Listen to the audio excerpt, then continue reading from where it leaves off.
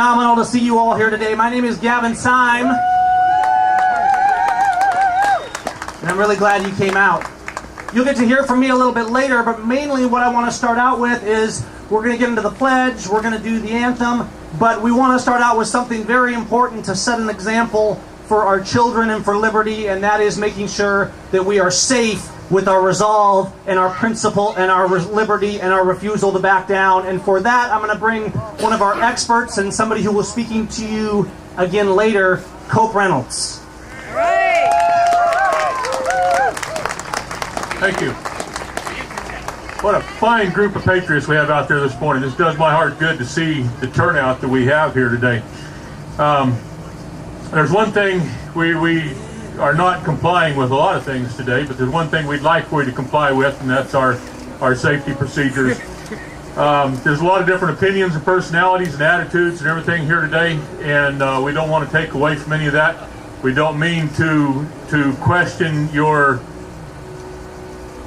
word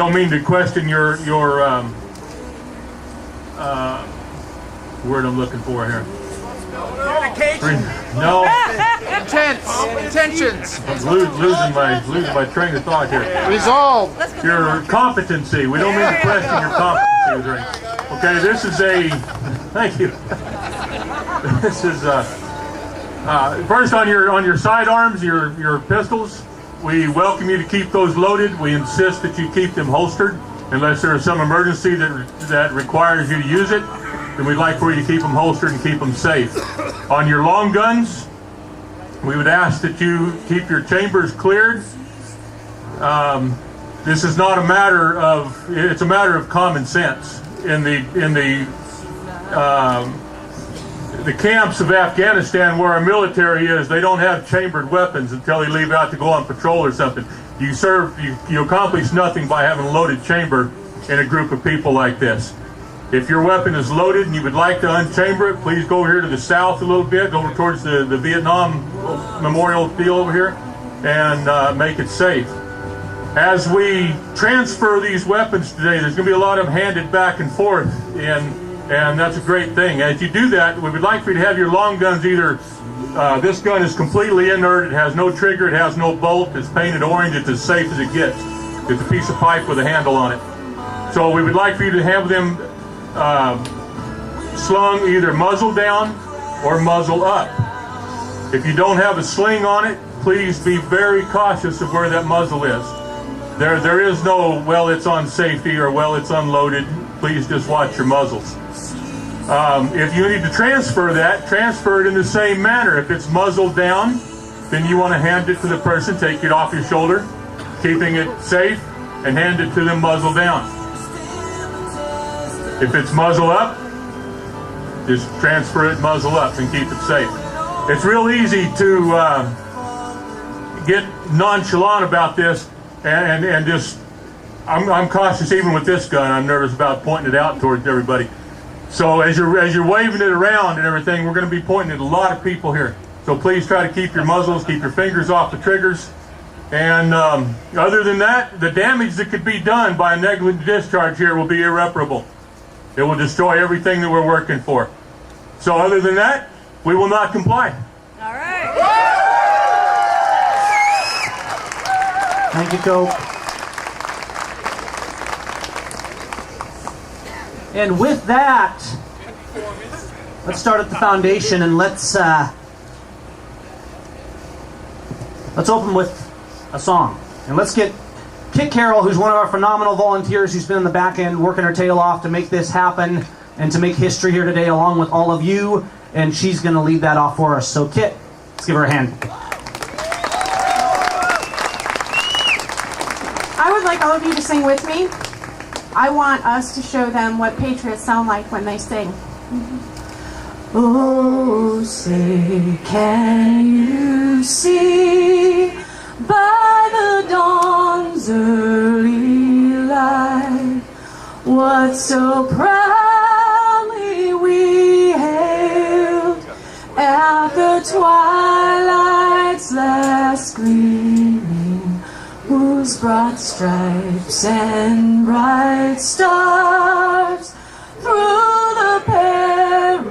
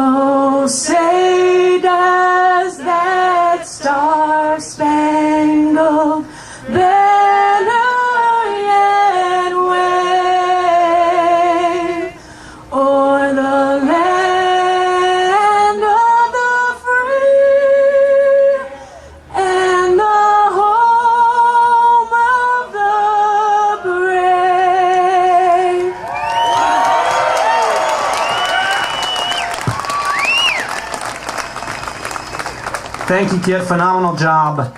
And with that, I want to bring another one of our phenomenal volunteers up, Maria Bosworth, and she is going to lead us in the pledge.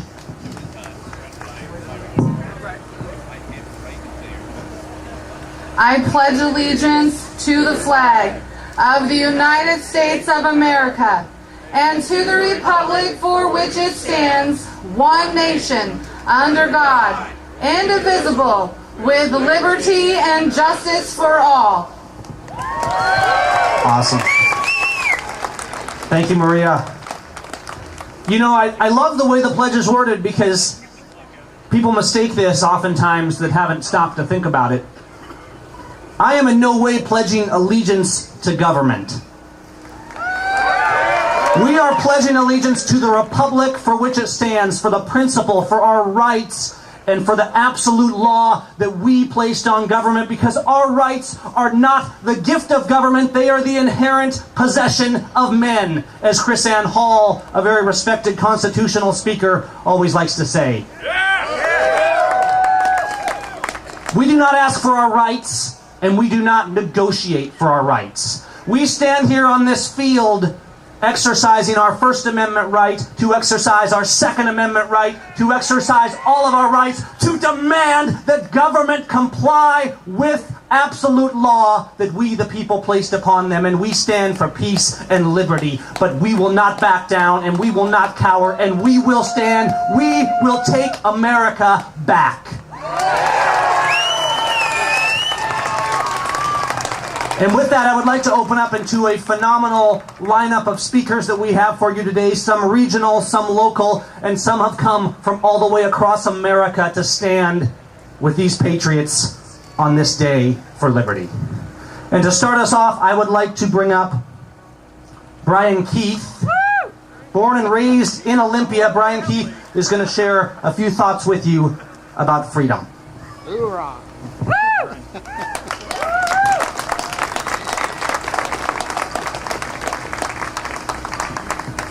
Have you ever been responsible for the safety of another person? A child, or an elderly parent, or perhaps a friend who relied on you to protect them? Can you imagine someone threatening them with physical harm? Yes. You may not be a match for a gang of violent predators, at least not with your fists. But when you use a gun in righteous self-defense of human life, you have the power to save the innocent and to stop the evil. Yeah! Americans use guns to prevent violence over 1 million times a year. But most of the time, we never need to pull the trigger. The threat of violence, in and of itself, is enough to make the bad guys stop. My name is Brian Keith, and I am a walking no-violent crime zone. When I carry a handgun, I ensure the safety of all of those around me. I don't replace the police, far from it. I'm the guy you want to have in the room so that everyone stays alive until the police get there. All right.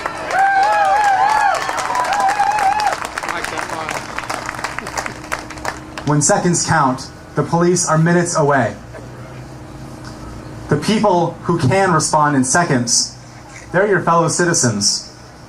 And they go through a lot of rigorous training in order to be ready to protect you. I train because I care. I carry because I care. One murder is too many. One rape is too many. One violent robbery is too many. The threat of violent crime is real. The FBI says there are about 20,000 violent crimes in Washington state each year. That's about 14 violent crimes in a group for 5,000 people each year. That's about 14 of us here in this group. Who will be attacked, violently robbed, or worse? We can't know. We can only prepare and do our best to defend ourselves and those who rely upon us for their safety. How did we even get here? I'm a normal guy. I went to Capitol High School just up the hill. I went to Washington State University, like 27,000 other people are right now, and quite a few of you. I run a small company, just like over 200,000 of my fellow Washington citizens. And like over 450,000 of you, I have a concealed pistol license. So what in the world am I doing carrying a shotgun at the state capitol? I think I am here because of how normal I am. You know what normal people don't say in public? I own guns. I might say that to people who I know are already into shooting. You're back. I'm back? Excellent, thank you. But I don't bring it up at social events that I own guns. And I don't stand on the side of a road with a sign. I just don't talk about it. Maybe you don't talk about it either. Maybe 594 passed in part because the people who voted yes just don't understand how many gun owners there are, how many gun owners they live around, and how completely normal we are. That's not surprising. Gun owners are mostly very law-abiding, very peaceful. And unless we speak up, how would they know? But if 594 passed due to ignorance, and the supporters of that bill were ignorant because we did not speak up, whose fault is that? It's mine. And it's yours. There are over 100 million gun owners in this country. And yet we keep on acting as if owning guns makes us bad people. No. Protecting people is good, and defending life is noble. And you and I, we need to get over our fear of the social stigma of saying, I own guns. We need to start now, right now, loudly and with pride. Many of us aren't used to saying this in public like we are right now, but I want you to say it with me. Repeat after me. I own guns. I own guns. We can do louder. This is Olympia. We need everyone to know this. I own guns. It's pretty loud. That's excellent. I protect my community. If you protect your community, say it with me. I own guns. We'll be clear on the next one. I am a walking nonviolent crime zone. If you are also a walking nonviolent crime zone, then say loudly, I own guns. I own guns. I believe that one murder is too many. If you also believe that, then say with me, I own guns. I own guns. I believe that one rape is too many. If you believe one rape is too many, then let's say it again. I own guns. One violent robbery is too many. If you agree, let's say it again. I own guns. Our community must hear us proudly declare that we own guns. It may make some of our fellow citizens uncomfortable, but so can two guys walking down the street holding hands. Our owning guns is not subject to the discomfort of people afraid of freedom. When we say, I own guns,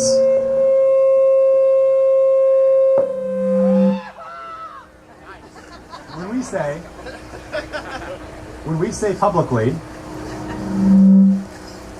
say publicly, I own guns, it may make some of our fellow citizens nervous or upset. But so can an interracial couple sharing a kiss in a park. Our owning guns is not subject to the emotional state of people afraid of freedom. The day that we are all free to carry guns in defense of ourselves and our community, and no one cares about it, that's the day we can go back to minding our own business and not saying I own guns in public. But until then, I am Brian Keith, and say it with me one more time. Thank you.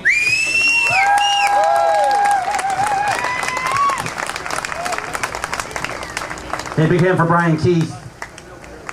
All right, and let's get Stephen Nielsen up here. He should be around somewhere close, hopefully. Has Stephen not checked in yet? Oh, there he is. Awesome. Stephen, I will let you introduce yourself, but take it away. Thank you for being here. All right. All right. So as we were coming up on Election Day, I kind of saw the forest through the trees. I knew what was going to happen, and I had said, that when 594 passes, I was going to plan an event, and it turns out that Gavin, who has more resources and a lot more passion than most anybody I know, put this on. I said, Gavin, I'll tell you what, I'll yield to you on the field as long as I get a speaking spot. So thank you so much, Gavin, for doing what a lot of us intended to do, is come out here and be non-compliant to a clearly unconstitutional law. Everywhere I go, folks who have seen me run, I ran for state representative as a libertarian, they know that I bring my family everywhere I go, because everything that I do because I'm protecting my rights, but also the rights of my family and the rights of your family. Every word that I say, every idea that I have, every action that I take, I do because I care about not what's best for me, but what's best for everybody and what's best for our children. And what happened with 594 is not good for anybody. Can we all agree? Not only is it not good, it's not constitutional. We like to talk about the U.S. Constitution and the Second Amendment to the Constitution that says we have the right to keep and bear arms. But there's a more powerful document. It's our state constitution. It's the reason why we exist here in Olympia today. And in that document, Article 1, Section 24 says that we have a right to defend ourselves, our property, and our family, and that right to bear arms shall not be impaired. Holy crap, that just changed the entire game. What does it mean to impair? It means to delay, it means to try to stop, it means to put any force of resistance against my right, my natural right to defend my family, to defend my property, and defend my state. Therefore, any law that impairs my right to bear arms in defense of my family and my property is unconstitutional.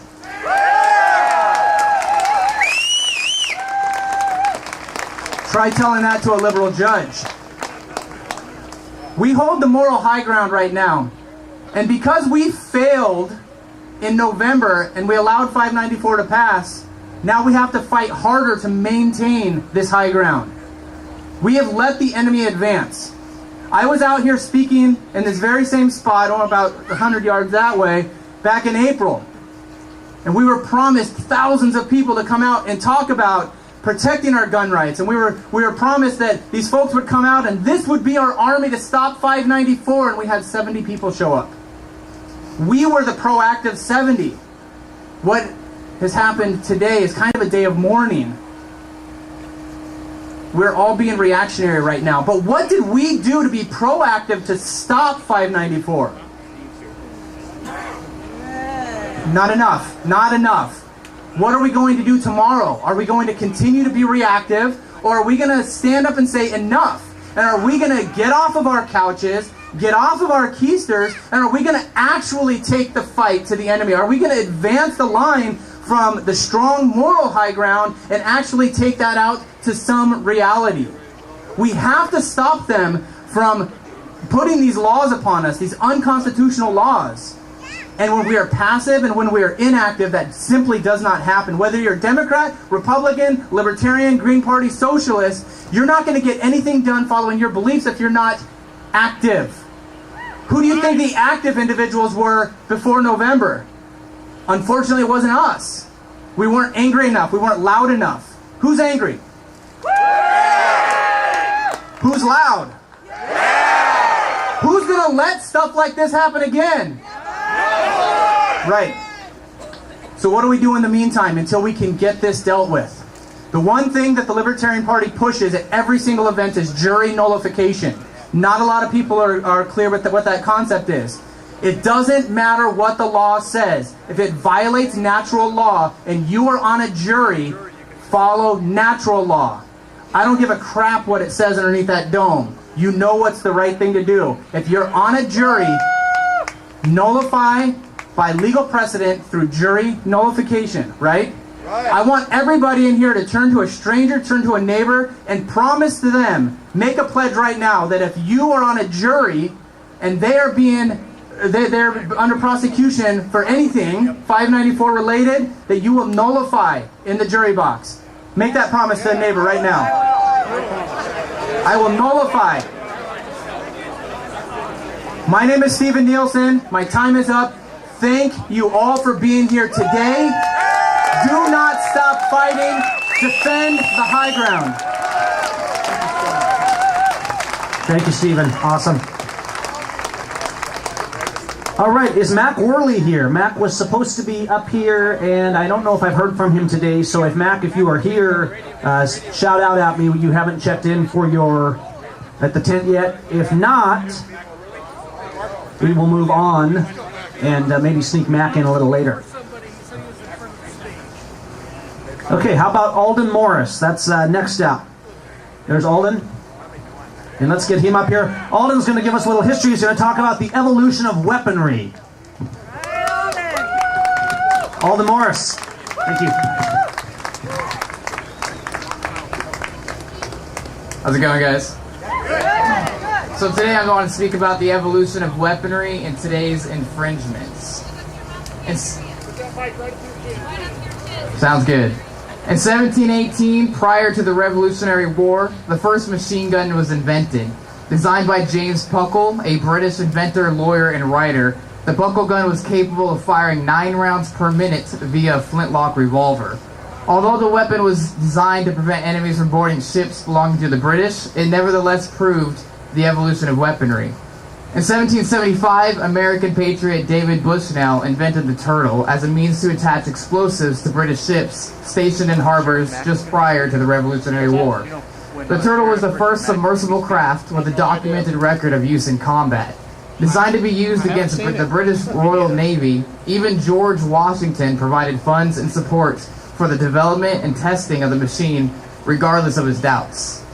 With the evolution of weaponry in mind, the Founding Fathers wrote into the framework of the Constitution of the United States, "shall not be infringed," for one specific reason: to ensure that the citizens of the United States would have the adequate tools available to them to repel enemy forces, both foreign and domestic.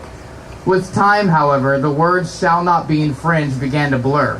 Administration after administration perpetually reinterpreted every American citizen's natural-born right to self-defense by requiring permits for the evolution of weaponry. This infringement took off during the 1930s when the federal government proclaimed that average citizens shall not be able to possess automatic weaponry, or in other words, the 1934 National Firearms Act. Although the claim was to prevent the gangsters of that era from acquiring especially lethal weapons, it was nevertheless the first proof that criminals will not obey the law and that such a law only restricts the law-abiding. Shortly thereafter, the Gun Control Act of 1968 was passed, requiring citizens to obtain licenses in order to buy, sell, and trade interstate weapons. This was also the beginning of procedures that track the serial numbers of all weapons, another law that only primarily affects the law-abiding. Then in 1986, the Firearms Owners Protection Act was passed as a guise that every citizen's right to bear arms would be protected and restored if need be. However, all that bill clearly did was make it illegal for everyday citizens to own a machine gun or a weapon that fired more than 1 round at the squeeze of a trigger without proper government permission, or in other words, licensing. Then in 1993, the Brady Law was passed, requiring background checks for those who want a weapon, which again affected the law-abiding and their wallets. And again in 94 with Clinton's assault weapons ban, which made magazines with more than 10 rounds illegal in specific states as they were identified as large capacity magazines, as well as the bill focused primarily on semi-automatic weaponry. Fortunately, the bill expired in 2004. All of this legislation only affected the law-abiding. Requiring licensing in order to possess a weapon of choice for defense is an infringement on the right to bear arms. This is what we are here to realize once again. As Americans, we do not consent. As Americans, we will not comply. It is time to realize how important the words "shall not be infringed" are, and to realize what an infringement is. We do this by studying our history to understand our present and future. The Founding Fathers never intended a standing army to be so well equipped because they experienced this firsthand. They intended that every American citizen be well armed and well regulated in place of a standing army. It's a comforting thought to realize that so many hundreds of years ago, men like George Washington pondered what weapons of the future would be like.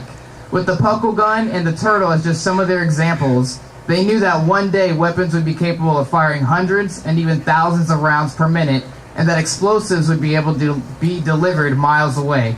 And yet, they still wrote into the framework, "shall not be infringed." It's time to take back the definition of infringements from our current administration. It is time to tell them that we no longer consent nor comply, and that we, as American citizens, will possess the weaponry available to us and render all unconstitutional legislation against this right null and void.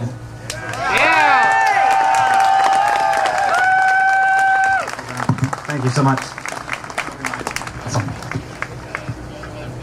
Thank you, Alden. As we go out from this rally today, and we've got a few hours of phenomenal speakers, but when we go out, we need to remember that we're not just standing here today to defy this legislation. In a little while, we're going to open up signing for the Declaration of Affirmation, and I'm going to read it to you, and those that wish to sign it can step up and put their name and pledge to stand by liberty. Now, no one will hold it against you if you don't. And when we read this, you can decide if you want to put your name by that and if you want to step up and sign that declaration and send the government a firm and resolved message that we will no longer tolerate this tyranny. All right, this is my brother Nathan Syme. We often go out and do things together, taking on activism. He was also there with us at the Bundy Ranch, standing against the bureaucratic terrorists who were assaulting private property and liberty in Nevada. By God's grace, America stood down the bureaucratic terrorists on that Saturday last spring, and we will continue to do so. And that was a pivot point in our history. Some people thought it was about cows or grazing rights. Moo. It wasn't about cows, it was about liberty. It was about government entities that have no lawful authority trampling the people and keeping their boot on our neck. And we have to cast the boot off the neck. We respect and we honor officers and public officials that honor their oath. But we must remember that a public official that does not honor their oath is a criminal, and they need to be regarded as such. With that, my brother Nathan Syme. Let's give him a hand.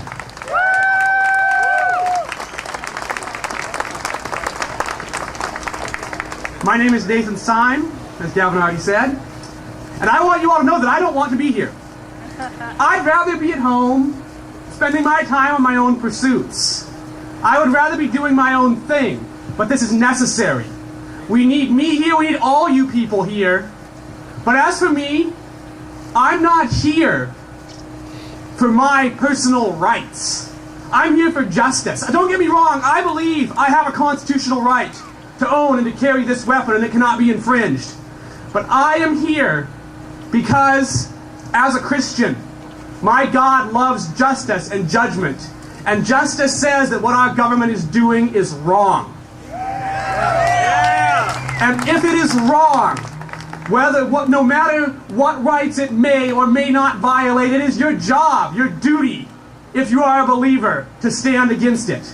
If you are not a believer, you ought to stand against it anyway, because if you don't, your future generations, your children, will be slaves. That is the truth.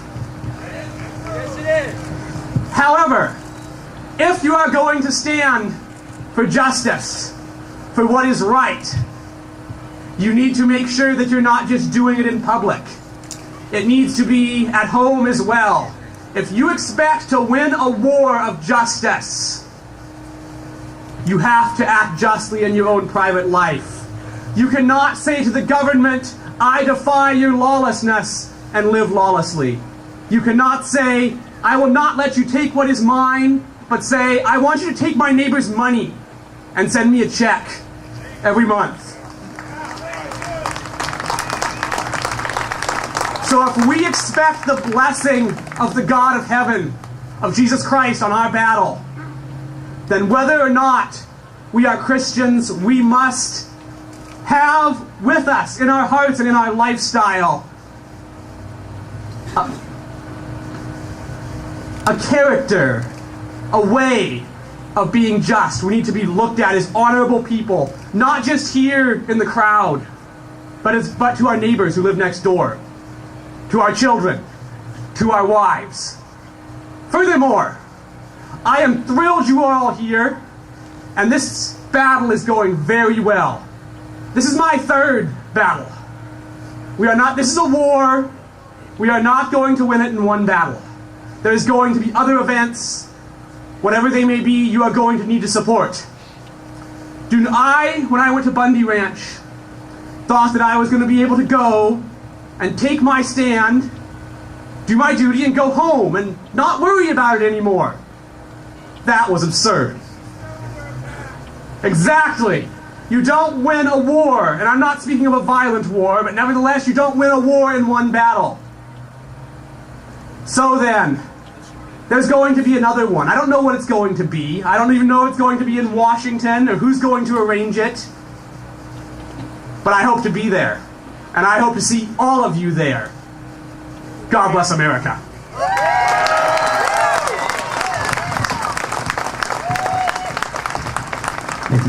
Well said. Thank you, Nathan. I hold my mic closer, I guess. Okay. You know, Nathan's absolutely right, because I get this often. You know, I go out and I do videos or I do these stands, and people think that I do this for fun. And going to government and saying no, and standing up and saying no, and putting ourselves out there is not fun. It makes us proud to stand up for what's right, and it should as Americans. But we have jobs, we have families. I'm a rather unexpected activist. I'm just a small business owning father. I make family portraits and put them on people's walls. I teach photography. So why am I up here standing for guns? I'm not up here standing for guns in particular. I'm standing for liberty and for America. And we need to remember that when the framers stood up, they were everyday men. They were people who said, we cannot tolerate this injustice any longer.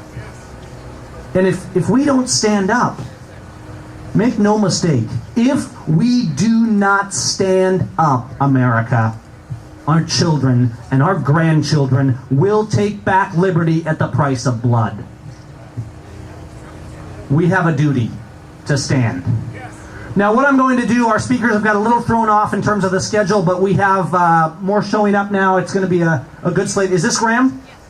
Excellent. Let's go ahead and put Graham Hunt in, and then we're going to take a little break. We have some great vendors over here. You can get some coffee. You can mingle a little bit. We kind of have breaks roughly on the hour, and as we go along today, we're going to have some amazing speakers. But with that, let me introduce Representative Graham Hunt here. This is how you represent America.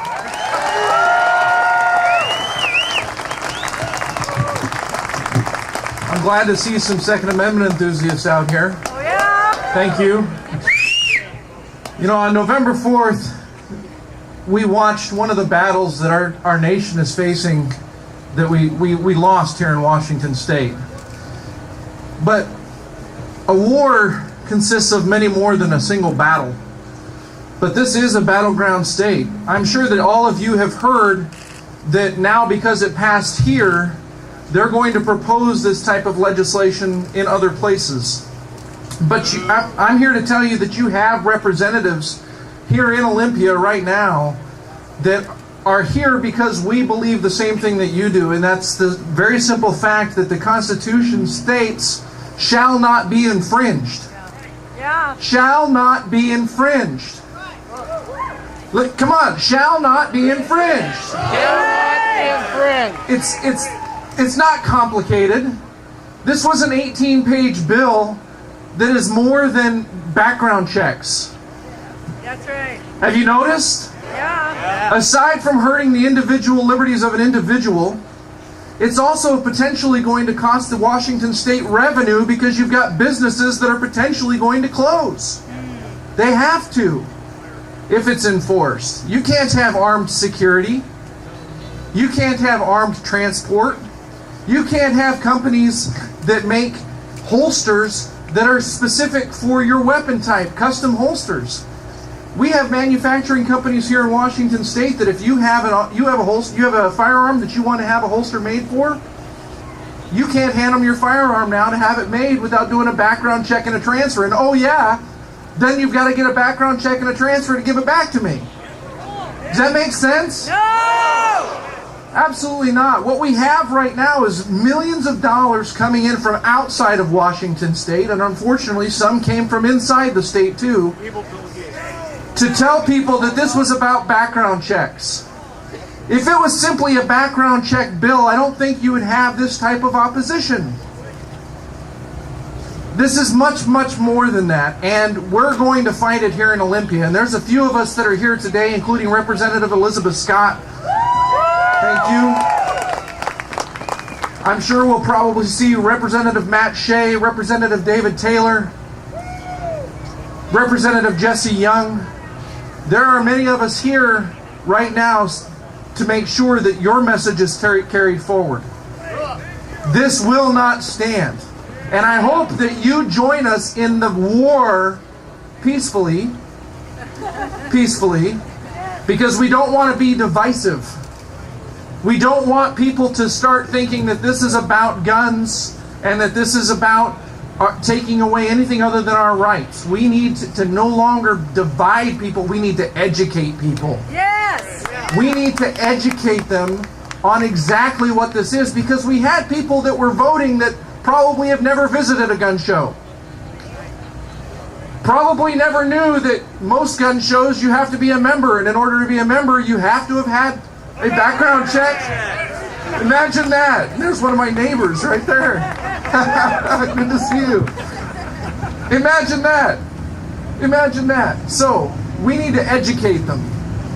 And I ask that you join us in this so that we can win the next battle, and we continue to educate our neighbors that may not have these firearms, that this is much more than just background checks. Thank you for coming out here. Thank you for taking part in this. And thank you for the organizers for putting it together. Have a great day. Thank